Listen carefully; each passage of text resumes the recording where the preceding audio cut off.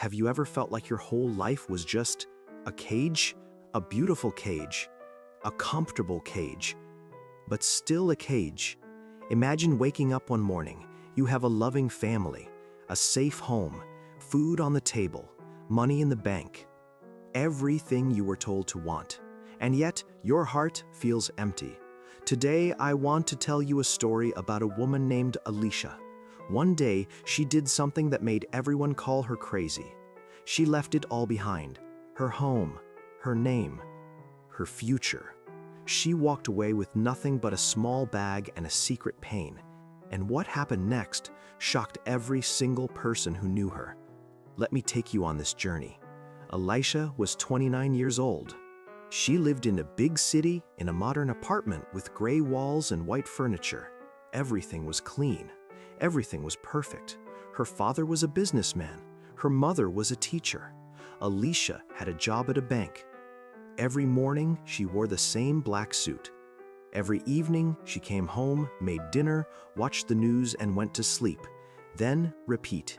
On paper, her life was a success story. But inside, Alicia felt like a ghost. She had stopped laughing 2 years ago, not because she was sad, but because she had forgotten how. Her family loved her, yes, but they loved the idea of her. The daughter who never complained, the woman who followed the rules. One night, Alicia was sitting by her window. The city lights were glowing. Millions of people were living their lives, but she felt completely alone. She looked at her phone. 300 contacts. Not one person she could call and say, "I am breaking inside." That night, she didn't sleep. She just sat there, thinking.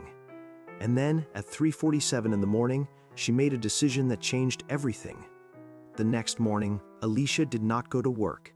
Instead, she packed one small bag, some clothes, her mother's old ring, a notebook, and exactly $500 in cash. She wrote a letter to her parents, a short one. "Please don't look for me. I am not lost. I am just finding myself. I love you, but I need to learn how to love myself first." Then she left her keys on the kitchen table, and she walked out the door. The first few days were terrifying.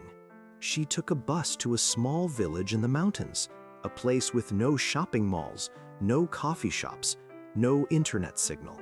The first night, she slept in a small room above a bakery. The bed was hard.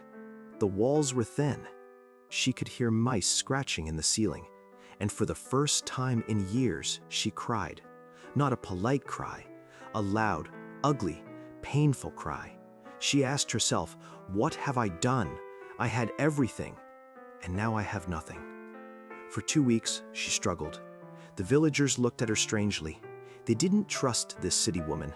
She had no skills. She didn't know how to start a fire. She didn't know how to grow food. One old woman named Gari saw Alicia sitting alone by the river. Gari was 70 years old. Her hands were rough from work. Her face was full of wrinkles. Gari sat next to her and said, "You are running away, child. But you cannot run away from yourself. Wherever you go, you take your pain with you." Alicia broke down again. She told Gowri everything, how she felt invisible, how her family only saw her as a trophy, how she had never once in her life done something just because she wanted to. Gowri listened. Then she smiled. Then stop trying to be what they want. Start being what you feel. So Alicia stayed in that village. Not because she had to, but because she chose to. She learned to bake bread with Gari. She learned to plant vegetables. She learned to wake up with the sun instead of an alarm clock. But the real change happened one evening. A little boy from the village fell into the river. The water was fast. The adults were screaming. No one knew what to do, and Alicia, without thinking, jumped in. She couldn't swim very well, but she grabbed the boy's arm and held on. A farmer pulled them both out. The boy was safe. Alicia was shaking. Her clothes were torn. Her hands were bleeding. But then something beautiful happened. The entire village gathered around her, not to ask who her father was, not to judge her bank balance. They gathered to thank her. An old man placed a hand on her head and said, "You are one of us now. You have a heart. That is all that matters." And for the first time in her entire life, Alicia felt seen. Not for her job, not for her money, not for her family name, just for being human. She sat by the river that night and laughed, a real laugh, from her belly, from her soul. She realized something powerful. She had spent 29 years building a life that looked good to others, but it took leaving everything behind to find the one thing she truly needed, herself. 6 months later, Alicia returned to the city, not to stay, just to visit. Her parents were shocked. Her mother cried. Her father looked angry at first. He said, "You threw away your career. For what? Bread and mud?" Alicia didn't argue. She just hugged him and said, "Father, I was dying inside your perfect life. Now, for the first time, I am alive." She didn't go back to the bank. She didn't put on the black suit. Instead, she opened a small bakery in the village, the one above the room where she first cried. She named it Gory's Kitchen, and here is the twist. Years later, her parents came to visit. Her father, the businessman, sat in that small bakery. He ate a simple piece of bread baked by his daughter's own hands, and he cried. He said, "I spent my whole life chasing money. I forgot to teach you how to chase happiness. I am sorry." Alicia smiled. She wasn't angry anymore. She was just free. So here is my question to you today. What are you holding on to right now that is actually holding you back? A job that drains you?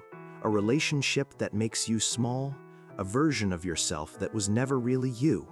You don't have to run away to a mountain village, but you can take one small step today, one honest conversation, one brave decision, one moment of saying, "I matter too." Because remember this, you can lose your money. You can lose your home. You can lose your reputation. But if you lose yourself, you have lost everything. So don't wait for a crisis. Don't wait for permission. Start choosing yourself today. If this story touched your heart, please give this video a like, share it with someone who needs to hear this, and subscribe to this channel for more stories that wake up your soul. Take care of yourself, because you are worth it. As gentle music fades in, fade to black.